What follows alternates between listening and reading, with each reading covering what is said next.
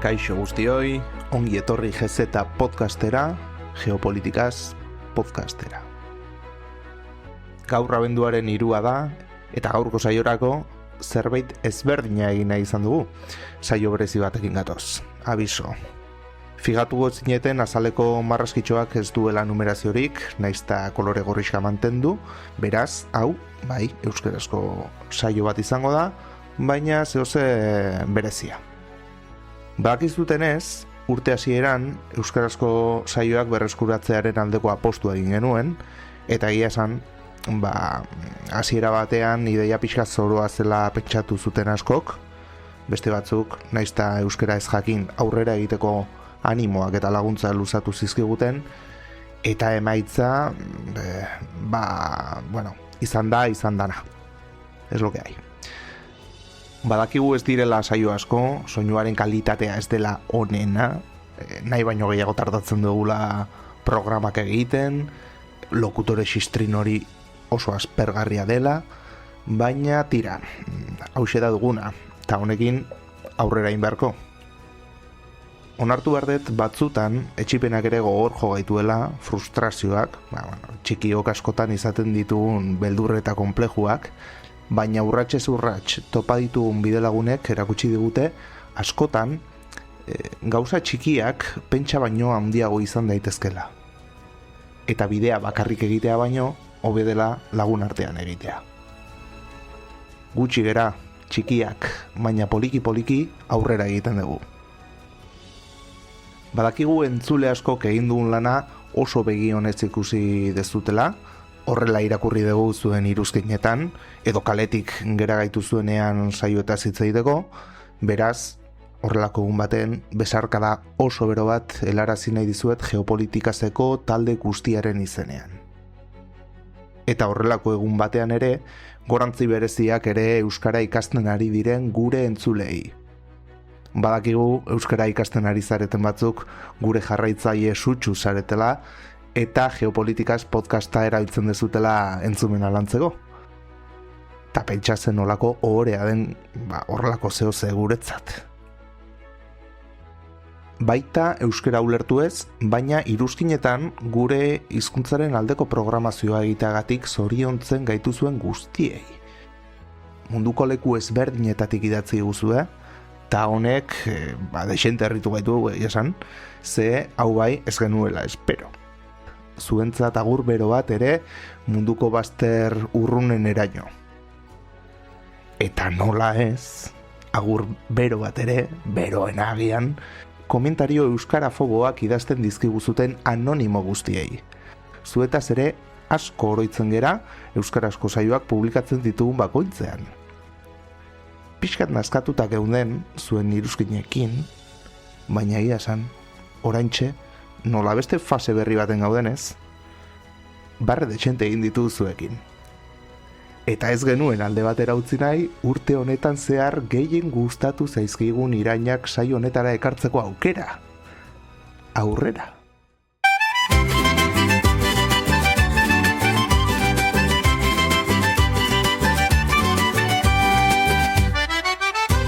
Hablen en un idioma entendible, salgan de la aldea. Escoria Ría. ¡Ori, ori! ¿Pero qué coño dicen? ¿No se entiende? ¿Por qué hablan en etarra? ¡Yépale! Hablan cristiano, hijo de Dios, la concha de tu madre. Bueno. Gelditu hau mesedez. Atzkira. Geopolitikaz programa serio bata. Bueno, esan dugun bezala, gaur abenduaren 3 da, euskararen eguna, eta guk, egun berezi honetan, geopolitikaz hitz egiten jarraituko dugu. En cristiano, en ateo, y en lo que haga falta pitxin. 30 urte betetzen dira eusko ikaskuntzak, euskaltzaindiak eta eusko jaurlaritzak abenduaren 3 euskararen nazioarteko eguna izango zela adostu zutenetik. Baina instituzio hauen autua baino lehen, ia 50 urte lehenago, 1959an euskararen eguna ospatu zen lehen aldiz. kontuan hartu behar dugu, Gerra Zibila, Bigarren Mundu Gerraren osteko urte hoietan, euskararen egoera ez zela onena. Hori dela eta, 12 urte itxaron eta gero, 1958ko irailean Eusko Ikaskuntzaren 7. Kongresua ospatu zen Miarritzen. Euskara eta euskal kultura babestu eta sustatzeko hainbat erabaki hartu ziren bertan, eta hoien artean, abenduaren 3 euskararen eguntzat hartzea. San Francisco, Nafarroko santu patroiaren heriotzaren egun bera. Honen inguruan, iaz, Joseba Sarrionaindiak Manu Sota eta Euskararen nazioarteko eguna izeneko artikulu oso polit bat idatzi zuen garan, eta oso interesgarria izateaz gain, biziki komendatzen dizuet, begira bat botatzea, ze gu ez gera gaur gai hoietan sakonki murgilduko. Guk pixkat atzerago botako dugu, mende batzuk atzerago.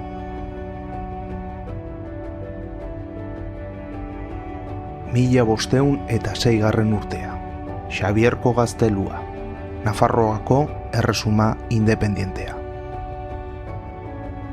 Juan Jatxu, Xabierko jauna eta Nafarroako erret kontseiluko burua bere gazteluan da.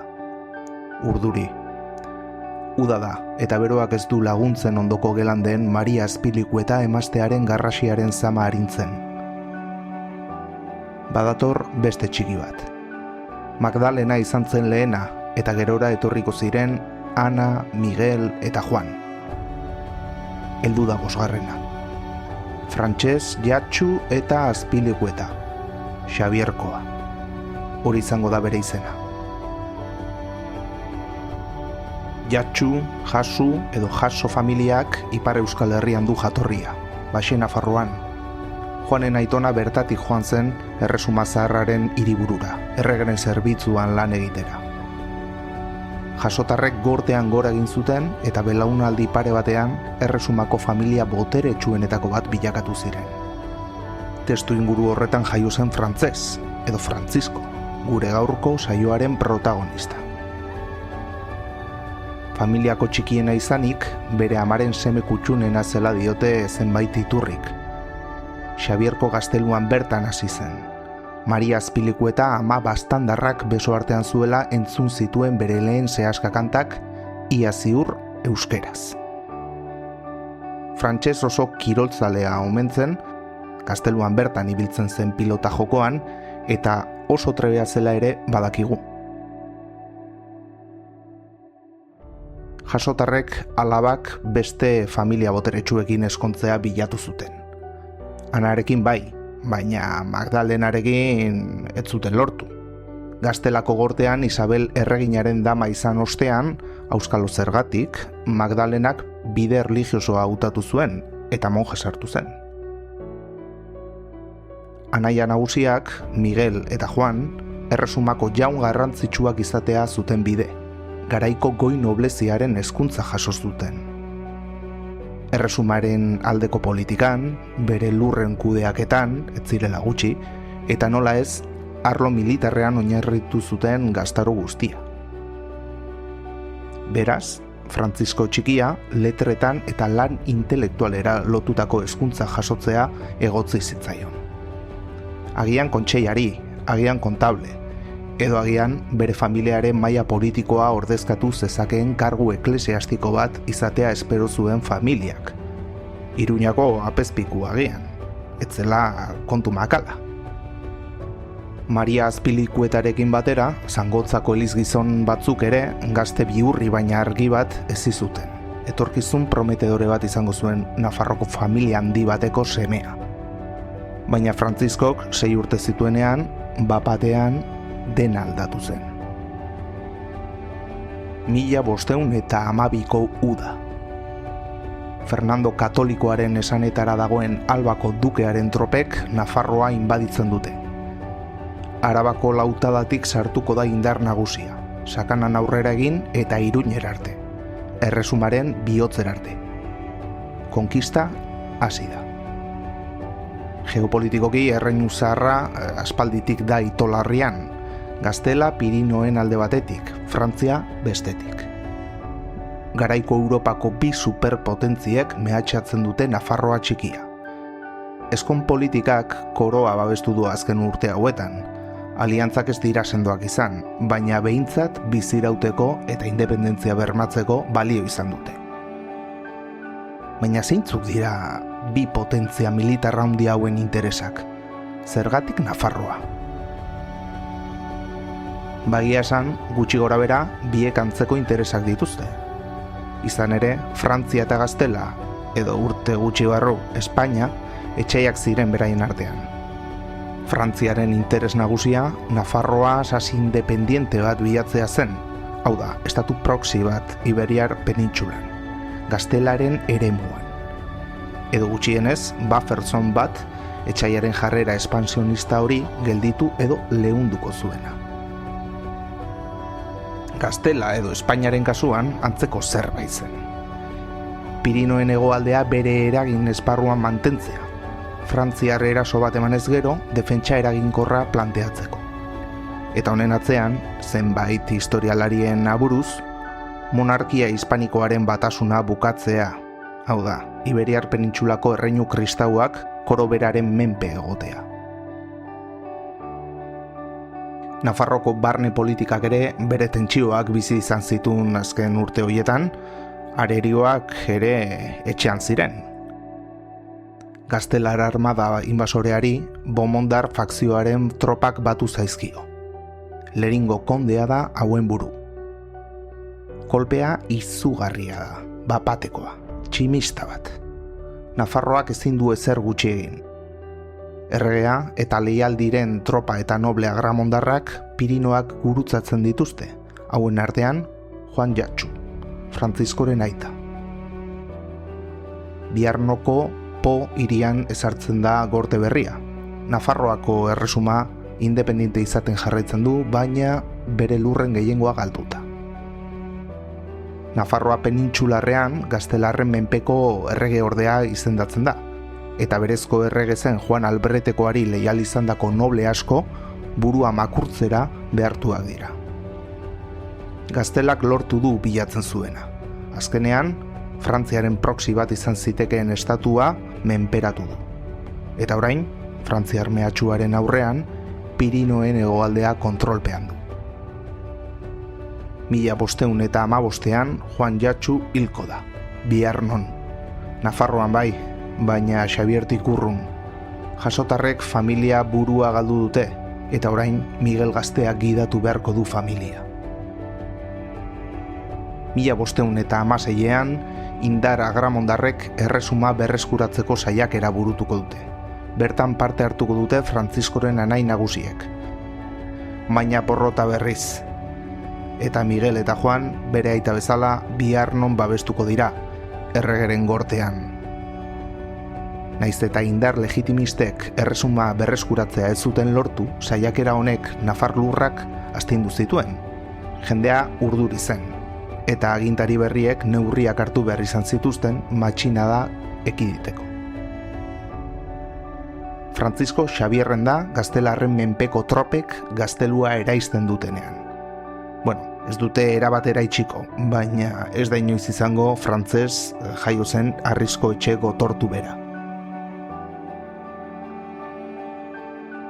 1521, azken saiakera.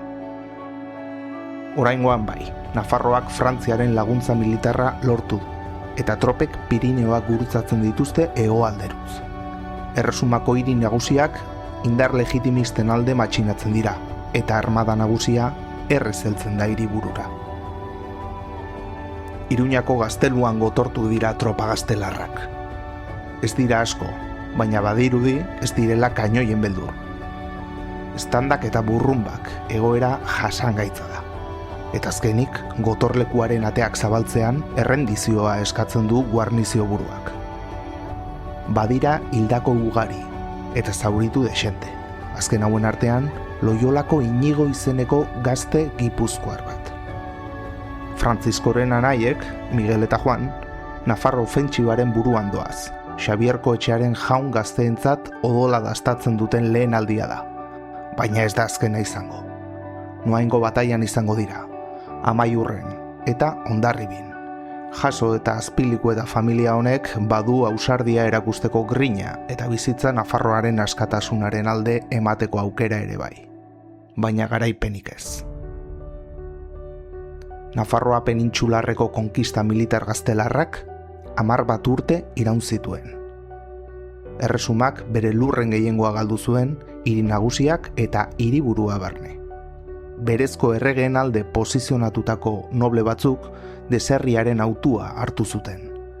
Beste batzuk aldiz, Carlos enperadore gaztearen barkamena. Amnistia. Botere berriak, botere zaharreko indar nagusiak bere gain hartzeko tresna. Matxinatu zitekeen Nafar noblezia hori kate motzean lotzeko tresna. Noble askoren privilegio legal batzuk berrezarri ziren, baina praktikan enperadoreak ez zituen inoiz barkatuko. Egoera ekonomikoa etzen erosoena gerra usteko Xabierren, eta Frantzisko gaztea atzerrira abiatuko da 1525 ikastera. Espainian baziren prestigio handiko 2 unibertsitate, Alcalá eta Salamanca, baina Frantzisko Parisera doa. Unibertsitatean Kantaber nazionalitatearekin agertzen da. Datu oso bitxia, ezta? Kontua da, garai hartan, jendea bere hizkuntzaren arabera matrikulatzen zela. Ez soilik herrialdearen arabera, eta Kantabriar ez zen herrialde bat. Une hartan, Kantaber edo Bizkaitar euskal hiztunei erreferentzia moduan erabiltzen zen. Garai hartako Paris, Europako hiri handienetako bat zen. Ia 300.000 biztanle. Zerikusirik ez, Nafarrak ezagututako Iruñarekin, noski. Frantzisko auzo latinoan finkatzen da, Santa Barbara kolegioan, eta arteen maestria burutzea erabakitzen du. Urteak emango ditu bertan, ikasketetan buru belarri, ala agian ez. Ze badakigu ikasleen bizitza ez dela beti historia kontatzen duen bezain eredugarria. Auzo latinoan ziurrenik parranda desente botako zituen, eta agian lagunak ez ziren beti ikaskideak izango. 1527an beste euskaldun bat heltzen da Parisera ikastera, gipuzkoar bat. Tipo nahiko arraroa eta heldua beste ikasleekin alderatuta. Hasiera baten ez du oso harreman ona izango Frantziskorekin, baina denborak estu lotuko ditu. Bere izena Inigo Loyolakoa da.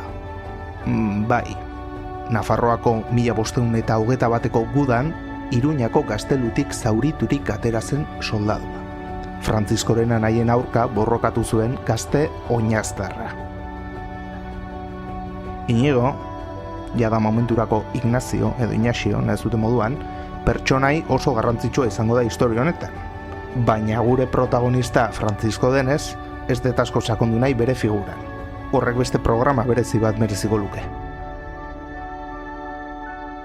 Iruñako zauriak sendatzean, Inigo bide militarra alde batera utzi eta jangoikuari dedikatu zion bere bizitza. Tipo oso karismatikoa omentzen.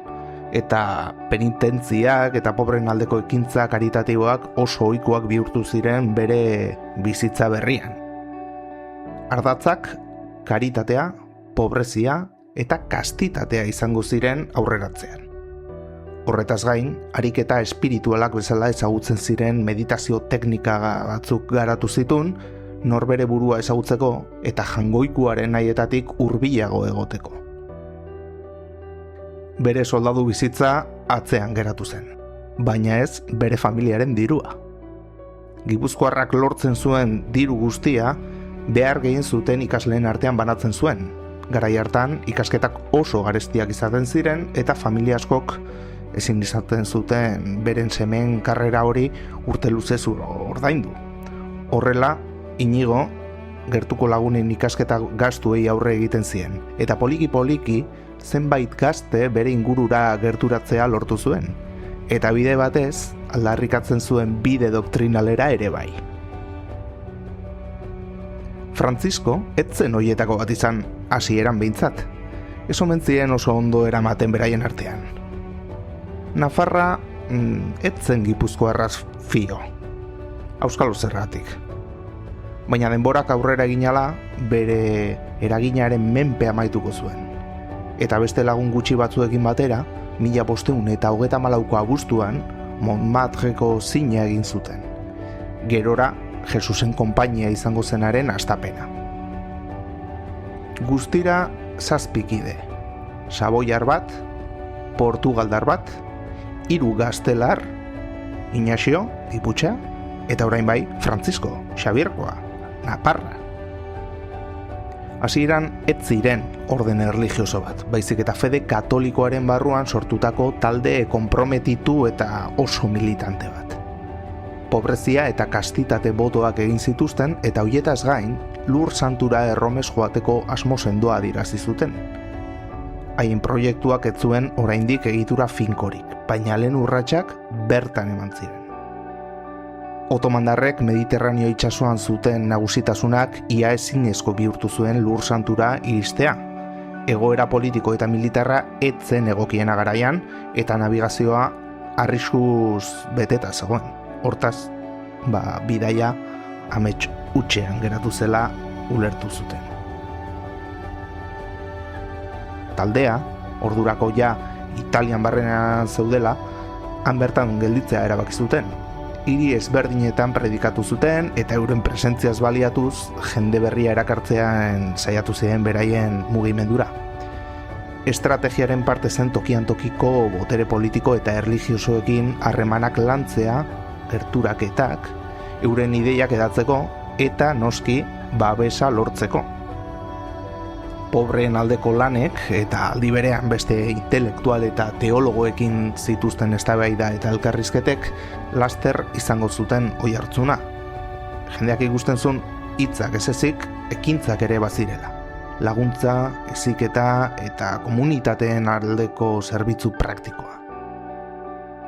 Taldea konprometitua izateaz gain, garaiko kultura eta teologia maila altua zuten kidez osatuta zegoen.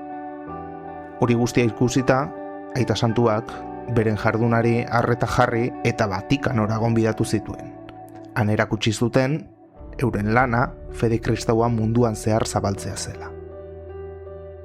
Aita Santuaren oniritziz, munduan zehar misioak zabaltzeko helburuarekin jesuitek bere lanari ekingo zioten.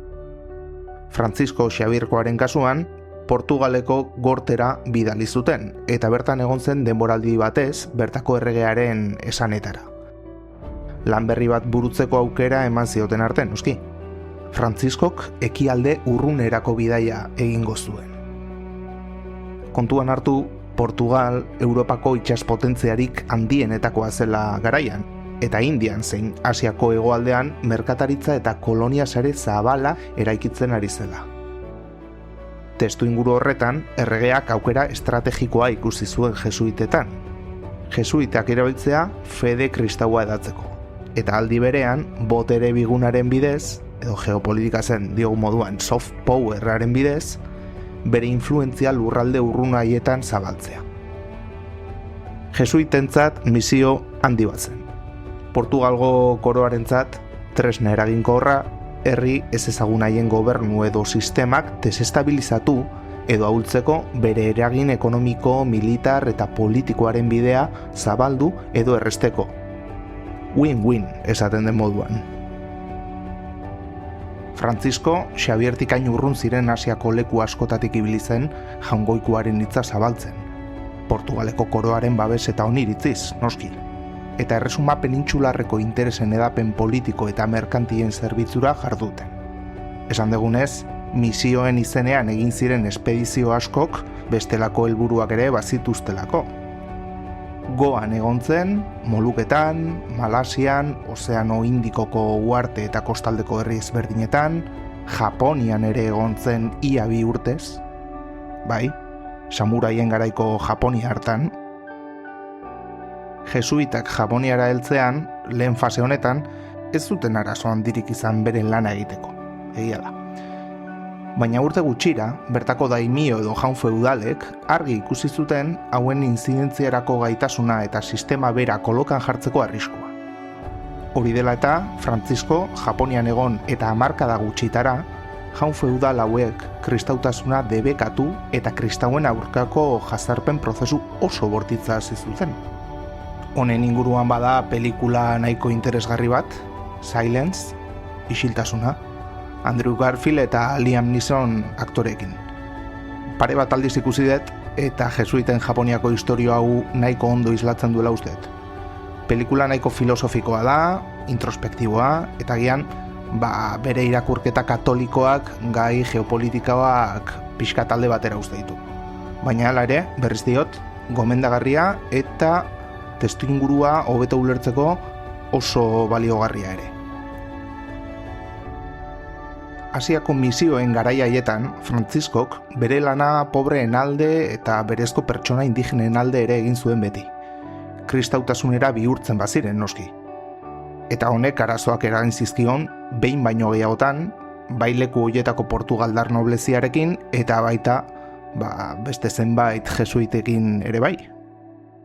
Gai hau oso interesgarria da. Izan ere gaur egunera garaiko gutun eta testuak heldu zaizkigu, Frantziskok berak idatzitakoak, eta oso ondo erakusten dute indigenen aldeko empatia hori eta herri hauen berezko hizkuntzei ematen zien garrantzia. Adibide bat jartzearren, ona hemen Francisco Xabierkoak 1554eko urtarrilaren 15ean idatzitako gutun baten zatitxo bat. Agian Euskaloze portuko marinelez betetako taberna batean idatzia. Luego que llegué a esta costa, donde ellos están, procuré de saber de ellos el conocimiento que de Cristo nuestro Señor tenían, y demandándoles acerca de los artículos de la fe, lo que creyeran. No hallaba en ellos otra respuesta, sino que eran cristianos, y que por no entender ellos nuestra lengua, no sabían nuestra ley, ni lo que habían de creer. Y como ellos no me entendiesen, ni yo a ellos, por ser su lengua natural malabar, y la mía vizcaína, ayunté los que entre ellos eran más sabidores, y busqué personas que entendiesen nuestra lengua y suya de ellos. Y además de habernos ayuntado muchos días con gran trabajo, sacamos las oraciones.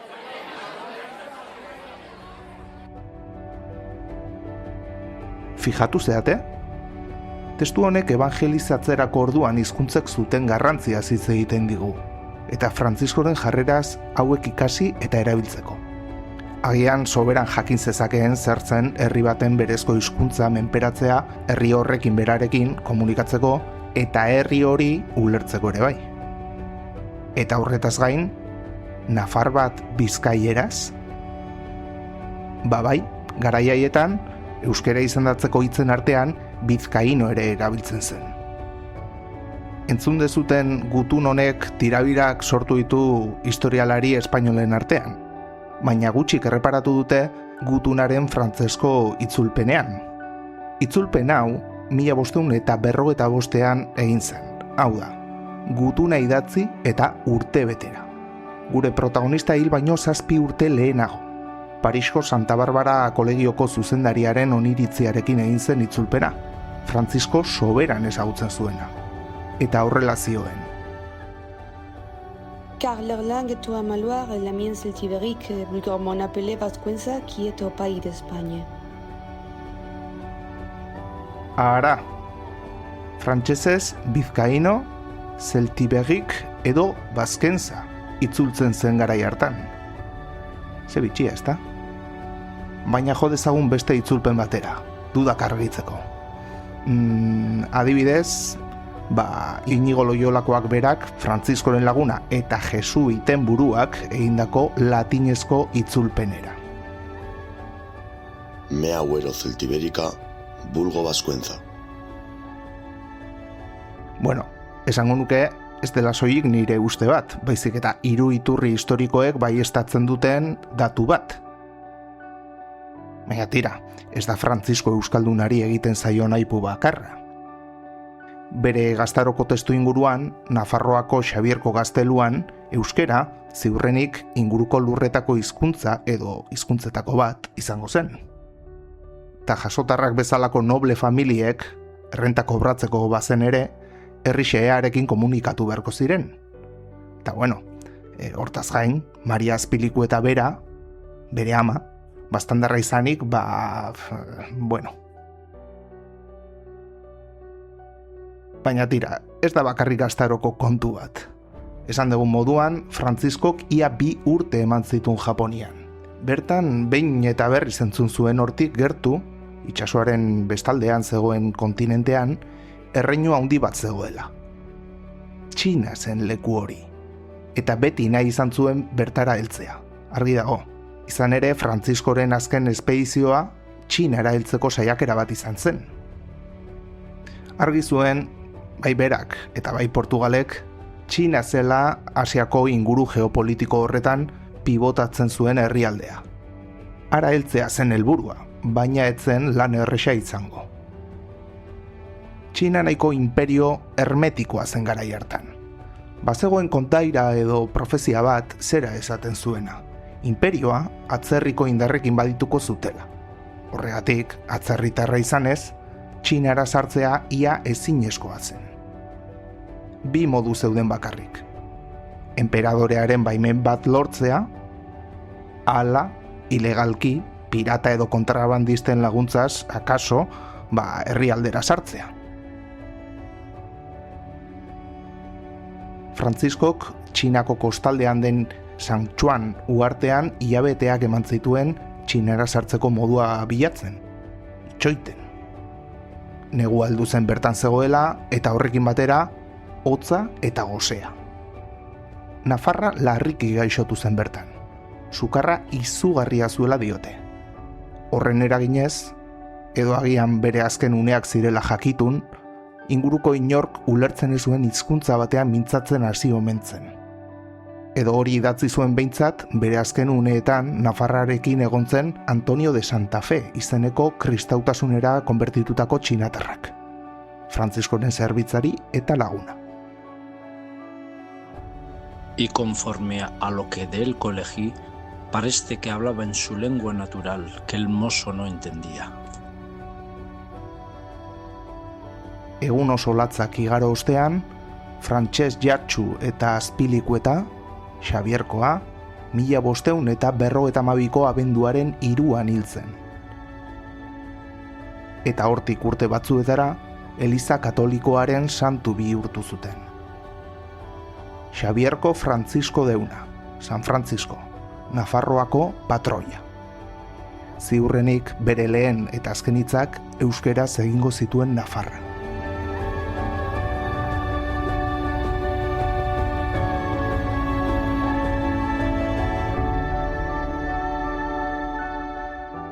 Eta hemen amaitzen da istorio hau, edo agian ez.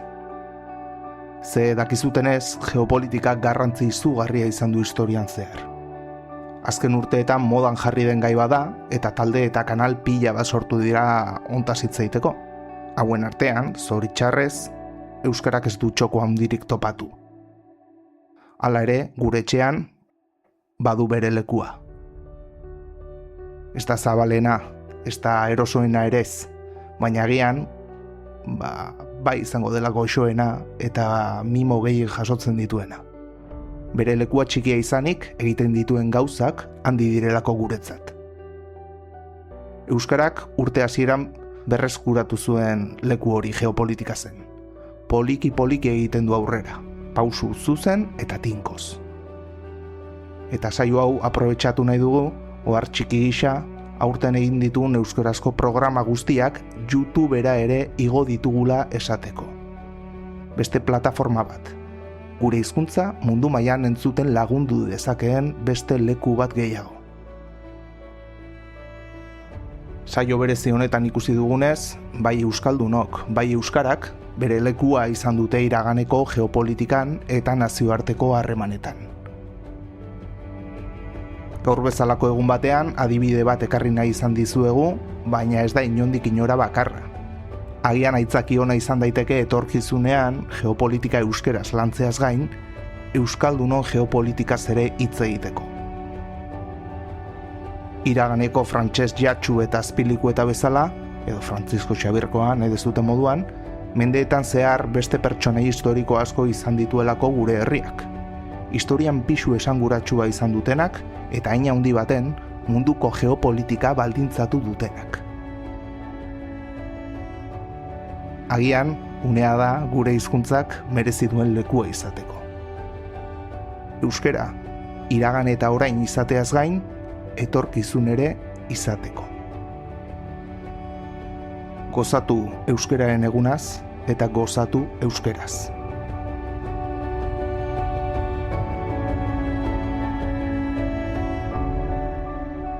Carlos Turrillas nauzue, eta hau GZ Podcast izan da.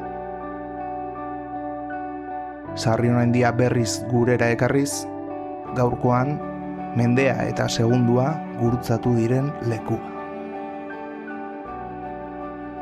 Laster arte